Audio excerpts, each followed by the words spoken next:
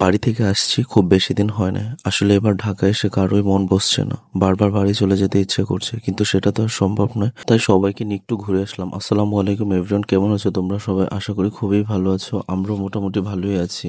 আসলে প্রায় 1 মাস বাড়িতে থাকার পর বাবা মাকে ছেড়ে এসে কারোই মন বসছিল না, না বাচ্চাদের না আমার। তো ভাবলাম একটু সবাইকে নিয়ে ঘুরে আসি। সবাইকে নিয়ে একটু ঘুরে আসলে হয়তো মনটা ভালো হয়ে যাবে।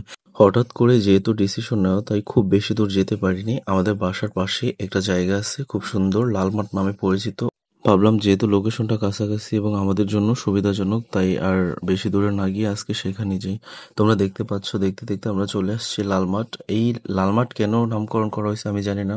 এনিওয়ে, এখানে অনেকগুলো ছেলে পেলে ফুটবল খেলতেছে দেখে আমার ইচ্ছে করছিল, বাট সেটা তো আর সম্ভব না। এখানে আপু ছবি তোলার জন্য কিছু পোজ দিল নুসরাতকে নিয়ে। আমি ছবিগুলো তুলে দিলাম। এরপর আমি নিজেও চেষ্টা করলাম কয়েকটা ছবি তুলতে। এদিকে আবার এক ঝালমুড়িওয়ালা মামা দাঁড়িয়ে আছে একটা গাড়ি নিয়ে, তো ভাবলাম তার কাছে যাই। যেহেতু আশেপাশে লোকেশনে খাওয়ার মতো কিছুই ছিল না, তাই আমরা সবাই চলে গেলাম ঝালমুড়িওয়ালা মামার কাছে।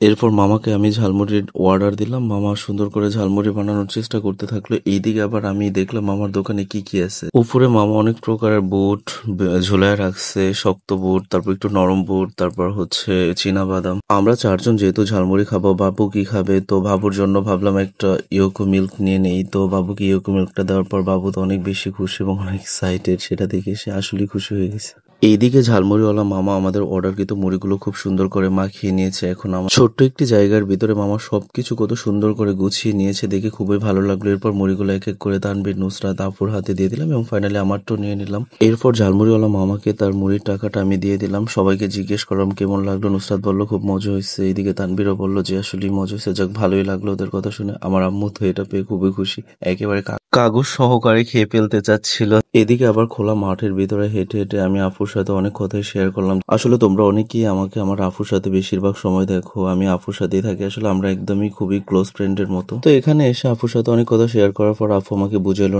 এটা এভাবে না, এভাবে করে, এভাবে করলে বেটার হবে। এদিকে আবার নুসরাত দেখি বাবুকে হাতে ধরে ধরে হাঁটাচ্ছে। আসলে বাবু প্রথমবার হাঁটা শিখতেছে, তো ওইভাবে ভালো করে হাঁটতেও পারতেছে না, পড়ে যাচ্ছে আবার হাঁটতেছে। তো এইভাবেই মানুষ, আসলে আমরা সবাই হাঁটা শিখছি।